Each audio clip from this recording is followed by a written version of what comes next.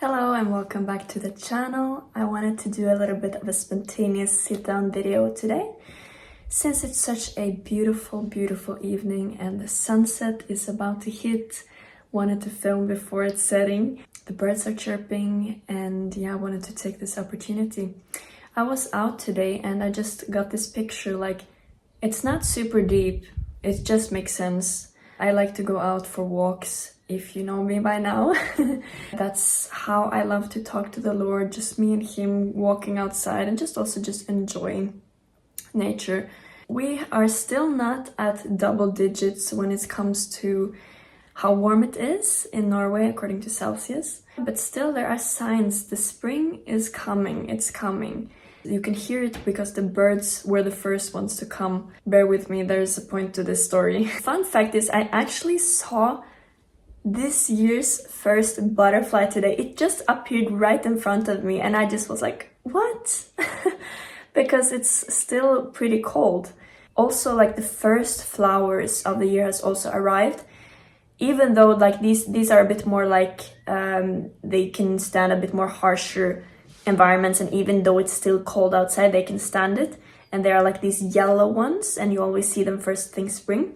And for me it really resonated with the season that I am currently in. It's like the physical season is reflecting where I'm at right now, and I'm sure it's like that for many other people as well. And I was just reflecting while I was outside watching like how the things are sprouting in this moment, you know, like spring. If you have 4 seasons like we do, you will see like the seasons change throughout the year, and I love to live in a country where I can have all 4, and it's such a beauty to each and every different season. I was just reflecting on this as I was outside. I was like, yeah, I love like all of it, you know. I love the winter especially because I myself was born in January. I love the summer, I love the sun. Earlier I didn't like the fall because it's so wet and rainy and gloomy, but in October when it's like the different fall colors, I find it so spectacularly beautiful. And spring of course also is something that I love because I love flowers and I love green stuff. And it's just such a beautiful joy to see when things are sprouting up. Outside now, it's very clear that it's spring, you know? But there are so many moments throughout the year where we can start fresh. And I was reflecting on this, how I feel like I'm starting fresh like when it's around August, September, because that's the fall. Usually that's when people go back to school, at least here in Europe. And like people start a new grade, people start new things, people start new jobs. That's kind of like the season where many are at. And then you have the new year, which is kind of just a blank slate. It's like a blank canvas, a blank new page, like, okay, I can start fresh, you know, first month of the year, first day, I can not look back on the previous year, you know. And then you have in the physical, the season spring, which starts now, like in March, April. But the difference here is that it's been a long and cold winter, right?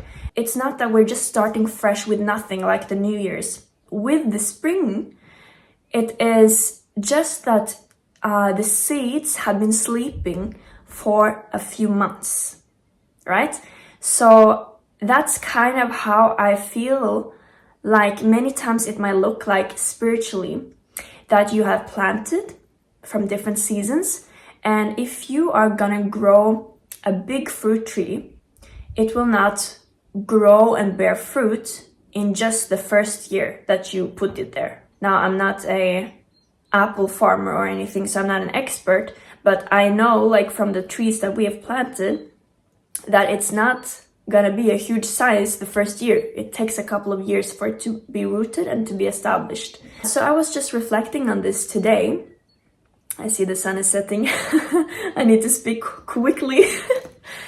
And yeah, I love Ecclesiastes when it's talking about the different seasons that we are in, and to really just enjoy the season that we are in. And in Ecclesiastes chapter 11, verse 6, it says, "In the morning sow your seed, and in the evening do not withhold your hand. For you do not know which will prosper, either this or that, or whether both alike will be good. And then I also just wanted to share in Mark chapter 4, verse 26 to 29, which says that the kingdom of God is like if a man is scattering seed on the ground, and the seed should sprout and grow, but he himself don't know how. For earth yields crops by itself, first the blade, then the head, after that the full grain of the head. But when the grain ripens, immediately he puts it in the sickle, because the harvest has come. Hallelujah. This is like something that I feel like is really resonating to me right now in where I'm at. It's this where you see it sprouting. It's not like it's a clear, fresh start, like everything is chopped and we're starting fresh and we're starting something like the New Year's. But the spring is symbolizing, yes, a new beginning, but at the same time, what's been planted from last year, from previous years, it will start to grow. It will start to have this root. And in the beginning, when you plant something, you don't see the root. You don't see the time it takes to plant this root. When you are abiding in the river of life, like it's talking about in Psalms, that you should be like a planted tree by the river. And if you're by the river, you will have strong roots. They will grow really, really, really strong. With time, you will see fruits. It's like this, like when you see a fruit tree, it will follow like a multiplication. You will have 2 by 2 is 4, 4 plus 4 is 8, 8 plus 8 is 16. And that's how it is also with our fruit as a Christian. It's we have and we plant, we start with little fruit, then it grows, then it continues, and after a while it will be more fruit shown from your life that other people can witness. And it's so interesting because this is such a spring season that it's first the blade, then the head, and after that the full grain is coming. And when it comes, then immediately you put your sickle because the harvest has come. Then it's ready. Then it's go time. It's just such a beautiful season to be in. It feels like, the best way I can describe it is it feels like, you know, when you have been pushing up like this. Oh no, this is actually, I was gonna say like when you're pushing up like a stone on the top of the hill, but I actually just remember like if you've seen Ice Age, maybe not the best picture, but you've seen Ice Age and you have these, what do you call it? Poop insects or poop animals? And they are carrying their poop, or like it keeps growing like the more poop they get with them. But yeah, I don't wanna put it like you're carrying poop. We have to bring this crap? I'm sure there's crap where we're going. Ah, this was a gift from my mother. Okay. But anyways, you have this stone, right? You have this thing that you're carrying with you that you want to carry with you to build a strong structure and foundation. And it's like you're carrying it up the hill. And then right now you're like sitting on the top of the hill. And you are just like, it's starting rolling and it's starting to roll. And with more momentum, like the further down it comes, it's just like, ba, ba, ba, ba, ba, ba. It's like a roller coaster, you know, because the speed, you cannot stop it. That's how it feels like when things are speeding up, when things are finally happening and they're rolling, because you cannot stop it. Well, yes, of course you can stop it if you want to stop it. Something that might have been taking years for you to get somewhere, like you've been praying for years, you've been planning, you've been preparing, you've been faithful when no one was looking and watching you, and then suddenly, bam, like the spring, you see that first flower. You start to see the leaves on the tree turning green again, coming back to life. The tree was always there, but now is the season when the fruit is coming. Don't despise the day of small beginnings, because your time will come. That's just my encouragement for you today, to be encouraged. And no, not everyone is in this season right now. We are all on different paths. Like, yes, we're on one track with the Lord, but we also are on different paths, purposes, destinies, also just how far we've come in our personal growth. But I wanted to encourage you that this season. Before, it might have looked like nothing. And you know the vision that God was giving you many years ago. God was giving me a vision like 10 years ago. And it's only now that I'm starting to see it come to fruition. And I knew it. I knew this word. I was hanging on to it, the promises of God. And other people don't see it, but you are faithful. And that's what's establishing you.